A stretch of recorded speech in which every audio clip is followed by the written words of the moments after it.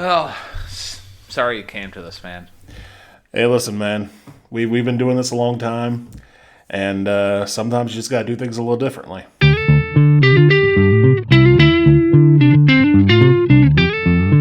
And welcome back, everybody, to the best music podcast on all sides of planet Earth. And that measurement is from Ukraine to Uganda. This podcast is called Hey, Listen to This. And it is hosted by two dashingly good-looking men who share the same middle name. I'm the one. I'm the only. I am the one who runs through storms to make a bank deposit but ultimately fails because the bank is out of power. Ryan James Kearns. And I am the one, the only, the decided to go 50 miles per hour on the turnpike because I have seen Twisters 2 twice, Matthew James Durzik. And for those of you wondering why we're talking about storms so much, so we were supposed to record an episode, a full-on episode today, and God decided, or whatever deity you decide to believe in, whoever controls the weather, except the government, let's be real, they decided, no, we're not doing this today. And so recording this live under the scrutiny of a power outage, or rather the remnants of it. So I guess you could say this is, hey, listen to this after dark. Oh, yeah. So... Yeah. For a reference point, just because, I want to include this in the episode. This is the time that we were supposed to record the Sable Fable by Bon Iver review. Which, I mean, depending on when if the power does come back on at a reasonable time, we can still do that episode. Correct. But I wanted to bank something, and I had an incredibly unique idea for this episode. And I don't know if you mentioned this or not, but we're gonna do a Discog draft here. We are doing a Discog draft. And I won our last discography draft. Yes, you did. You pulled the upset on me. I was in full control. I had chosen an artist that I was much more familiar with than you, and you took me behind the woodshed on that one. Yeah, and shout out to, Tidal, who helped me, at least pick, decent albums from Dolly Parton's, discography. So, but anyways, so it's my turn to pick the criteria for this discography draft, and I have an incredibly unique idea. I think you're gonna like it. All right.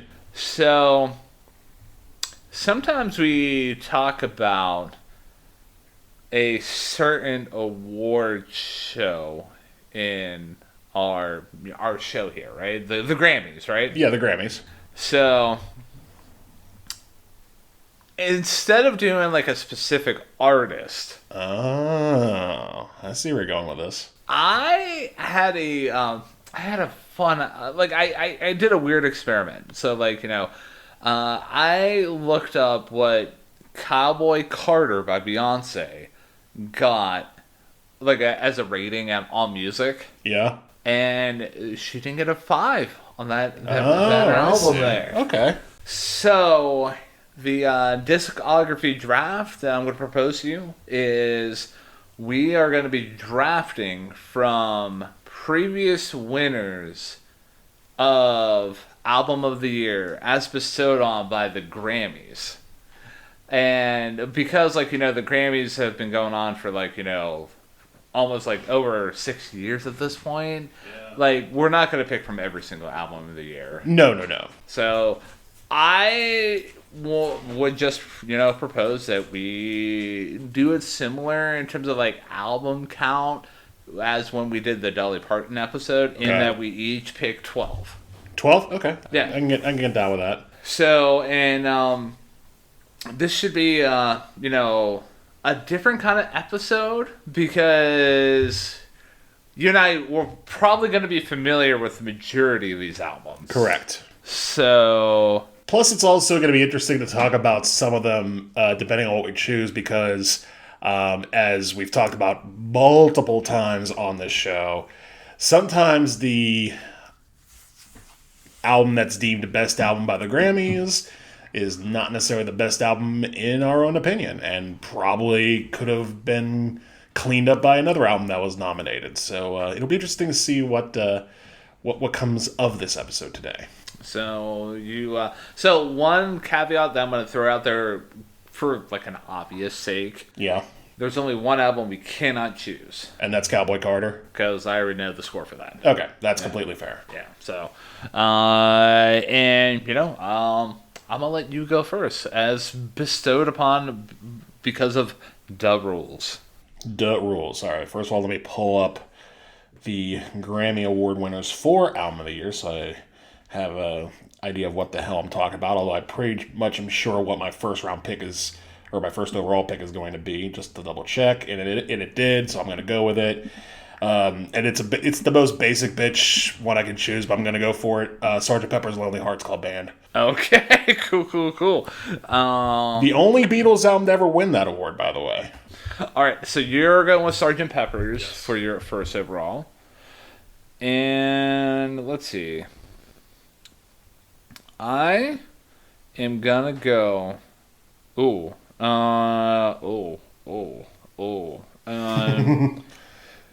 You know what?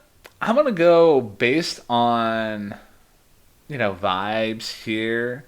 And I'm going to go with the winner of the 1996 Grammys. And that's going to be Jagged Little Pill by Alanis Morissette. All right. An album we have talked about just recently. Not a bad option. I am going to go... I have a couple options here. I'm going to go with the safe option, even though I think I prefer the other album. I might be able to pick both. But I'm going to go with the winner of the 1977 winner for Album of the Year, and that is Songs in the Key of Life. Oh my goodness, man. Songs in the Key of Life. Okay. And then I'm going to go with the winner of the 1999 Album of the Year, and that's going to be by the artist Lauryn Hill. And the album is The Miseducation of Lauryn Hill. All right. I'm going to try something. I'm going to scroll a little further down because I don't want to just go with the old albums and just rely on it. Let's see. All right, I'm going to go with a little bit of a dark horse here. I'm going to go with a more modern pick for my next one. That's going to be the 2012 winner, which is 21 by Adele. Okay. And then I am going to go with the 1988 winner, and that is going to be by the band U2, and the album is The Joshua Tree. Look at you picking U2 for a change. Yeah, typically I'm not a U2 guy, but as soon as I saw The Joshua Tree, I'm like, no, that has to be picked. Yeah. Let's see. Okay, so I know you said... I'm just going to go based on my own personal vibes with this one. I'm going to go with I'm actually going to go back a year for my last pick. I'm going to go 2011, and I'm going to go with The Suburbs by Arcade Fire. I figured eventually you might be the one picking that one. I could have sniped you, but, It's such a good album. Yeah, I'm finding some gems earlier on, and, keeping with the theme of me just keeping, going back in time, I'm going to go with the 1984 winner, and that's going to be Michael Jackson's Thriller. All right. I am going to go with another basic pick, and that is going to be from 1978, and that is Rumors by Fleetwood Mac. I literally just did a drive-by of that. I'm like, oh man, I'm gonna pick that one. Doing the definition of a snipe there, man. All right, cool. Well, I'm gonna fast forward a couple decades, and then I'm going to go with the 2014 album that, the Grammy Album of the Year, and that's going to be Random Access Memories by Daft Punk. Good call. I was keeping that one in the back of my mind on the radars, but you got me on that one. Mm-hmm. I'm just going to go with the safe pick here, and I'm going to go with the other album that that I was considering earlier and make my second Stevie Wonder selection of this draft. I'm going to go with the 1974 winner, Inner Visions. Intervisions. All right, cool. And I'm taking a look right now, and this is gonna be fun here. It's already fun. You know what? I'm gonna go with the 1993 winner, and that's gonna be Eric Clapton's Unplugged. Oh, bold move. Bold move. I should probably put Unplugged Eric Clapton, not just Unplugged, because I'm gonna look back on that and be like, what? Let's see. For my next pick, I'm gonna throw one out because I'm kind of curious about it. Because I haven't listened to this album, but I've heard it's really good. So I'm just gonna go with it anyway, and I believe this is gonna be my most recent pick yet, and that is from what year is it? It is the winner of the 2023 album of the year, and that is going to be Harry's House by Harry Styles. Oh, okay. You gotta check out Harry's House. Let's see how it goes. All right, so I'm gonna go 20 years earlier and go with the 2003 winner, and that's gonna be Miss Norah Jones's "Come Away with Me." Good choice. I need to listen more Norah Jones. I know. And because I like this album and I just listened to it, I think about a couple months ago, I'm going to go with it as well. Obviously, taking your pick and be like, oh, me too. I'm going to go with the 2008 winner of the Grammy for Album of the Year, and a shocker from all intents and purposes, and that is River the Joni Letters by Herbie Hancock. River the Joni Letters. All right. Remember, that is the year that Herbie Hancock beat out Amy Winehouse and Kanye West and the Foo Fighters. Yeah. Oh, man. Herbie Hancock, man. All right. And, let's see. I think my next selection, there's a couple different ways I'm going to go with this, but I'm going to keep it, I'm going to go based on my gut instinct here, and I'm going to keep vamping until I find it officially on the year, and that year is actually 2004, and that is going to be Outkast winning for Speaker Box and The Love Below. Good choice. Good choice. Let's see. My next choice. Oh, man. I'm going to go with my gal on this one, too. I'm going to go back into the old, and that's from 1972 with Carole King's Tapestry. Tapestry. Cool. And then for me, I am going to go with... This is actually a lot of fun. I like this a lot. I like it too. Yeah.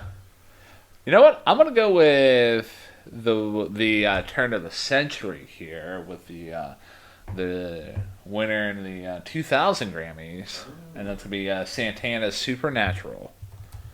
Featuring 11-time award-winning Grammy for Song of the Year, Smooth, featuring Rob Thomas. What a better Onion article headlines I think I've ever seen. Just out of curiosity, because I don't think I've picked from the 90s yet, and if I have, I don't remember it. So I'm going to go with a 90s one, and I'm going to go with this one because I'm mostly just curious.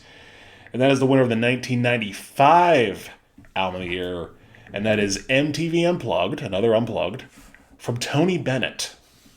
Remember Tony Bennett? I do. I've seen Tony Bennett live. He was really good. You're like, I experienced Tony Bennett. Damn right I did. All right. And for me... Oh, okay. I went too far back. Okay. Let me go back. I know what album you're not taking. Because we reviewed that album and you hated it. It was your lowest rating ever on the show. Oh, man. I'm sure you know which one I'm talking about. I might not know. That's okay, though. Oh, yeah, I think I know now. Okay, there you go. Now you remember. Yeah. Alright. Wow, the credits for the later Album of the Year winners. Yeah, just like the entirety of like the state of Wyoming. Yeah. You know what? I'm going to do?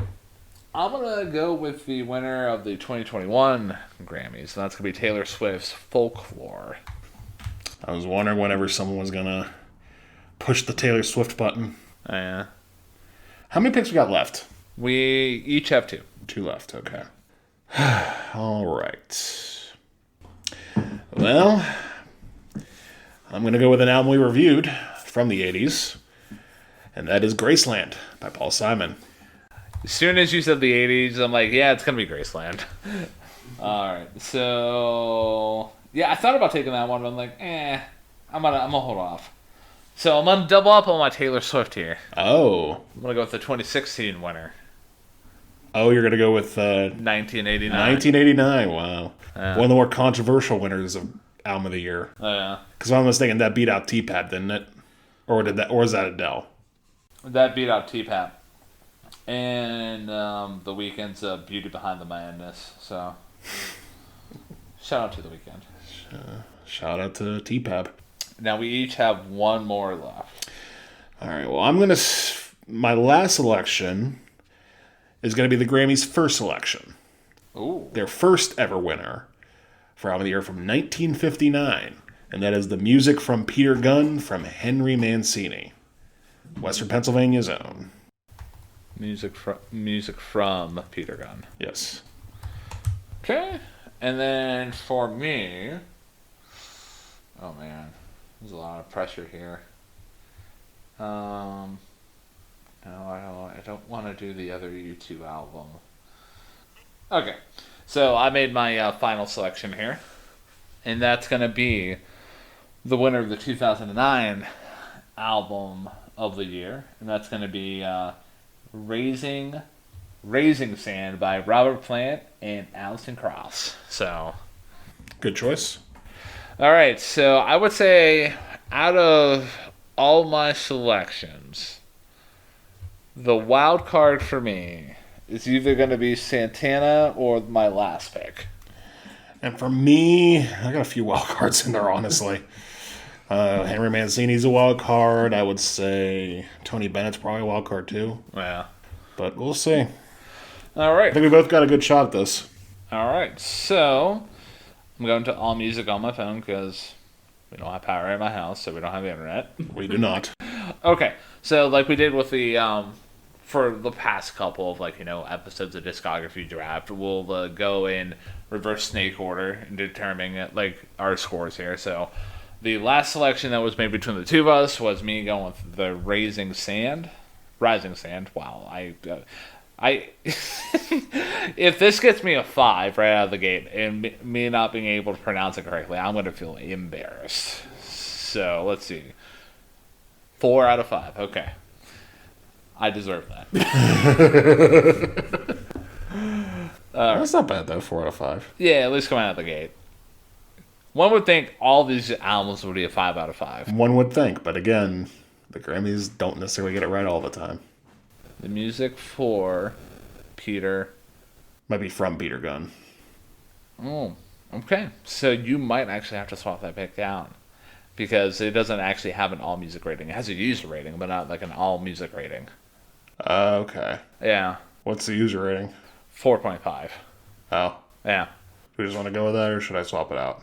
No, I'm good with going with that, yeah. Okay. Yeah. All right, 1989. So let me know if I win there's an asterisk. No asterisks, man. I agree to it, so you're good. Okay. All is fair in fairness.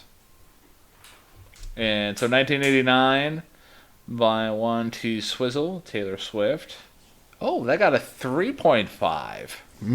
Oh, okay.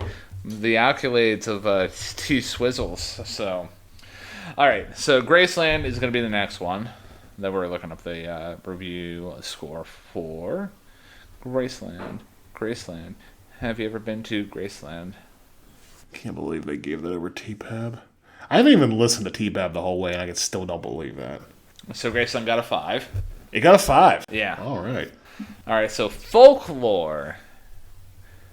Be funny if my double up on Taylor was the one that cost me the matchup here. I would objectively say Folklore is stronger than 1989. So, and All Music agrees. I got a 4 there. Nice. So, all right. So MTV Unplugged Tony Bennett. Tony Bennett on Tony. Yeah. Ooh. I got a 2.5. 2.5 for that album. Yeah, and I won Album of the Year. Wow. Yeah. I wouldn't give that album a 5, but that's insulting. Yeah, the user rating is 3.5, so. 2 point. Wow. All right, so Supernatural by Santana is next. That is shocking. All right, Supernatural by Santana got a 4 out of 5. Okay. Tony Bennett might have been the one who. I was gonna say like that hurt. Because again, I'm not gonna. I mean, that album's basically just a Tony Bennett album, but that's anytime he's on an album, it's at least a 3. Yeah. Or at least a 3.5. My goodness. Apparently, when you Tony Bennett, like, oh, it's apparently not that good. So the the next album that we're looking up is Tapestry by Carole King, and that's another 5 for you. Okay. Okay. Back in it. All right. So Speaker Box, Love Below. Curious to see if this one gets a 5 because it might Be my first 5. Got a bunch of 4s, and I got a 4.5 with that one. not bad. Okay. And the next one is going to be the Herbie Hancock selection here. This might be another regrettable jazz pick. The Joni Letters. Solid album. Yeah. Got 4, so Okay. can't complain about that. No. And then we're going to go with Come Away With Me. Come away with me. Come away. Oh, that's not how that goes. Okay. Come Away With Me by Miss Nora Jones. Nora Jones. Got a 4. Nice. Okay. So you've been consistent throughout so far. Mostly 4s and Yeah. then Taylor Swift. Yeah, but yeah, the 1989 one, which I was just like, yeah, I'm going to double up, man. That one broke so many records, man. All right, Harry's House. Another wild card. 4.5. Oh, wow. Yeah. That one was pretty well reviewed. So, all right, Unplugged, Eric Clapton. Let's see if the Unplugged for me is going to unplug me. That's a 4.5. Wow. All right. All right. So, Inversions is the next one. Intervisions. Intervisions Yes. by Stevie Wonder. That one got a 5. Okay. Deservedly. All right. Random Access Memories. This one better get a 5. Right. Real good album. Real good album. I would honestly say, like, the rest of my selections, they better get 5. So, yeah, Random Access Memories is my first 5. There you go. There is a God. All right, next one that we're looking up is Rumors for You by Fleetwood Mac. I'd be shocked if it. Well, this one might get like a 4 or 5 or a 4. But I'd be shocked if it doesn't get any lower than that. All right. Got a 5. Yeah. Yep. All right, and for me, Thriller, come on. Well, you never know. There might not be a God. The Pope is dead. Now, yeah, I got a 5. Yeah. Okay. All right, so the last 4 selections for us, you have Suburbs 21, Songs in the Key of Life, Sgt. Pepper's. I have Thriller, The Joshua Tree, The Miseducation of Lauryn Hill. Oh, well, we already did Thriller. My bad. So you have 3 left, I have 4 left. Yeah. So let's see what Suburbs is, and we can do the last 3. Run down here real quick. Suburbs. This one might not be a 5. I think it's a 5, but... Suburbs is a 5. It is a 5. Yes. Okay. All right. All right. So we have me My final three are The Joshua Tree, The Miseducation of Lauryn Hill, and Jagged Little Pill. And you have 21 Songs in the Key of Life and Sgt. Pepper's. I'm going to say the wild cards here between the two of us. It's going to be 21 for you. For me, it might be... I don't know. It might be The Miseducation of Lauryn Hill because of racism. Maybe. I would say it's Jagged Little Pill probably, because I'd probably say that's the... I don't know enough to say that they're... Joshua Tree might be one too, we'll see. Yeah. Alright, so 21 got a 5. Nice. Alright. The Joshua Tree. That one got a 5 as well. Nice. Alright. So now we're between... I would be shocked if you don't end with a 5 and a 5 here. I would be too. I guarantee you this next one has to be. The only knock against it is that it's as long as it is. And even that I don't think is going to hinder it. Songs in the Key of Life. Yep, it's a 5. Yeah. Okay. Alright. The Miseducation of Lauryn Hill.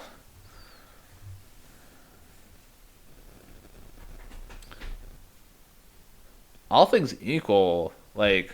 It's going to be interesting to see the end here. It's going to be close. You're Tony Bennett. Oh, I know. That hurts. But I feel I have a few more 5s than you do. Miseducation of Lauryn Hill got a 5. Another 5. Yeah. All right. So down to our top picks. Jagged Little Pill and Sgt. Pepper. All right. All right. Sgt. Pepper. Oh, music. This better be a 5. If not, that maybe like, what? Okay, yeah, it's a 5. It's a 5? Yeah. All right. All right, Jagged Little Pill. Let's see. We'll see. That got a 4.5. Ooh. Just close. All right. How you feeling? I'm feeling pretty good. Again, I'm offended that Tony Bennett was only at 2.5, and that was the lowest out of anything. Yeah. But I did get a few 5s early on, so I think I'm in good shape, but we will see. All right, so... Your total score was 55.5. So, and then for me, total score was 53. Oh, so you eked her out there, man. Well, see, here's the thing. We agreed to it, so yeah, I guess I did. Oh no, that doesn't even matter. So yeah, so. Yeah, hey, yeah, you I'm back in the win column. You won the Grammy challenge here, man. I won the Grammy of the Year. So, all right. Well, with that in mind, next time you get to pick our criteria. So, yeah. And I'm glad that we expanded this format now. So. I did too, because with a lot of artists, particularly Dolly Parton and. I'll throw Smashing Pumpkins in there as well. Just kind of like, well, I don't know. But here I think we had a strong knowledge of what we were dealing with, so that made it a little more interesting. Yeah, so, ladies and gentlemen, let us know in the comment section down below and what you thought about this episode of Discography Draft, and if you would have went with the selections that we did. And yeah, until next time, I am the one who runs through a storm to make a bank deposit only to find out the bank is closed. Ryan James Kearns. And I'm the I forgot what I said earlier, so you can go back to that timestamp and hear what I said in the intro, Matthew James Durzik.